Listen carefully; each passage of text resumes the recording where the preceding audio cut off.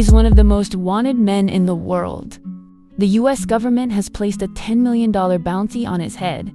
His cartel went from unknown to one of the most powerful criminal organizations in Mexico in less than a decade. This is the story of El Mencho.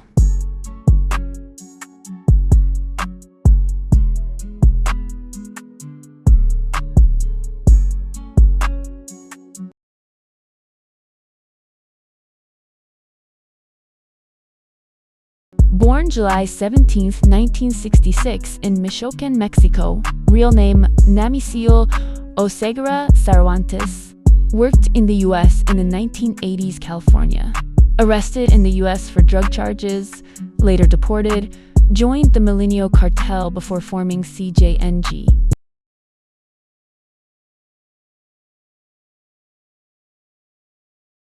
Long before he became one of the most wanted men in the world, Nemesio Oseguera Cervantes was just a boy growing up in rural Mexico.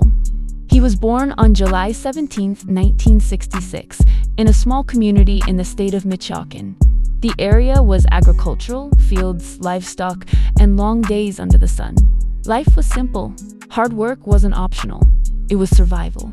As one of many children in a farming family, his early years were shaped by poverty and limited opportunity.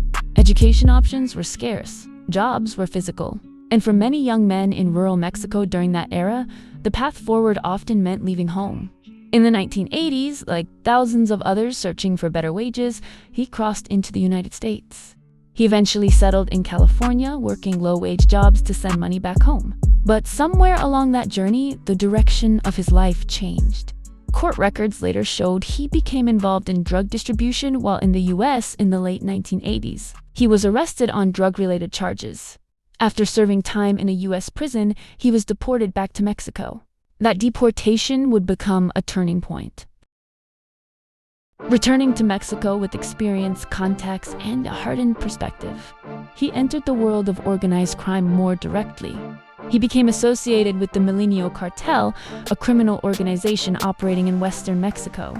Over time, he moved up the ranks, not through publicity, not through social media, but through loyalty, calculated moves, and a reputation for discipline. When Mexican authorities killed Ignacio Nacho Coronel in 2010, a major cartel figure tied to the Sinaloa organization, a power vacuum opened in Jalisco. That vacuum sparked internal conflicts.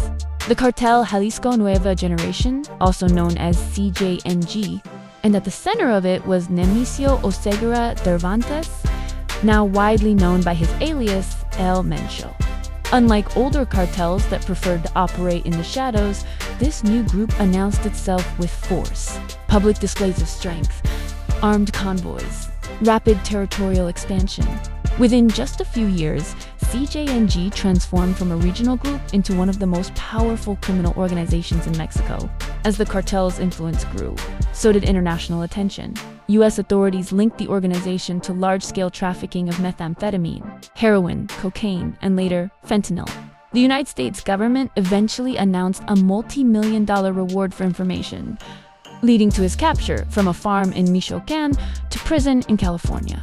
To leading one of the most powerful criminal networks in the world, the transformation was complete. His story is not just about crime. It's about how environment, opportunity, and choices can redirect a life, sometimes toward global consequences.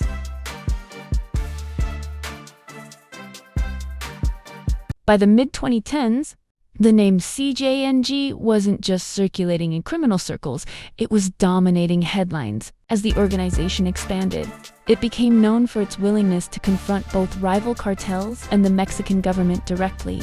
Unlike older groups that preferred bribery and quiet control, this cartel built a reputation on open displays of force.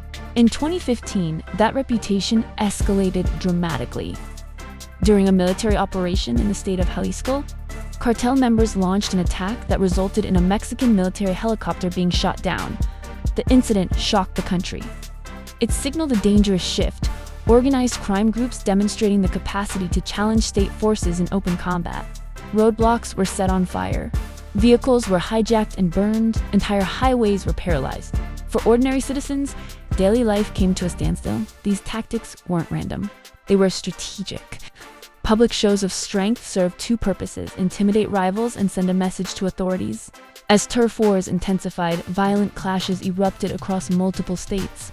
Cities like Guadalajara, once known primarily for culture and tourism, found themselves at the center of security operations and armed confrontations. Law enforcement agencies described the organization as highly structured and heavily armed, often using armored vehicles and military-grade weapons. But the violence carried consequences: increased military deployments, international pressure, financial sanctions, and a growing list of indictments in U.S. federal courts. Communities caught in the middle faced fear, displacement, and instability. Small businesses closed early. Families avoided traveling at night. The psychological impact extended far beyond the headlines over time. The group's aggressive tactics solidified its reputation as one of the most formidable criminal organizations in Mexico. Yet that same visibility also intensified the global manhunt for its leader.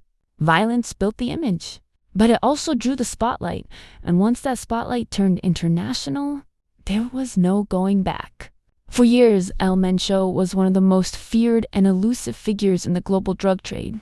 A man who built one of the most powerful criminal organizations in Mexico from rural beginnings, he stayed at large for decades, evading capture and inspiring fear across borders.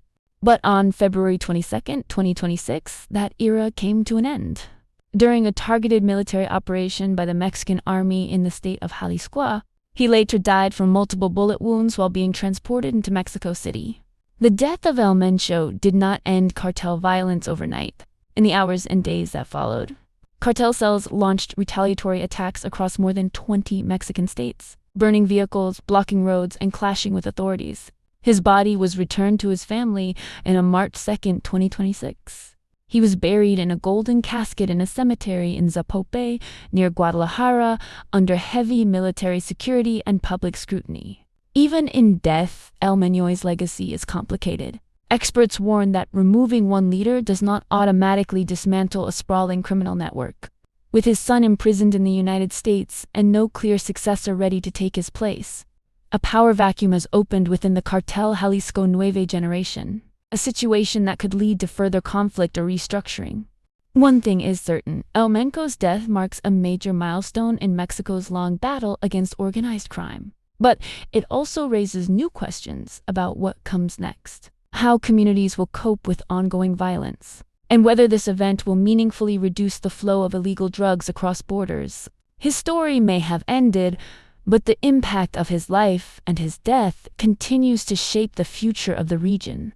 Subscribe for more deep dives into cartel history. Comment who I should cover next.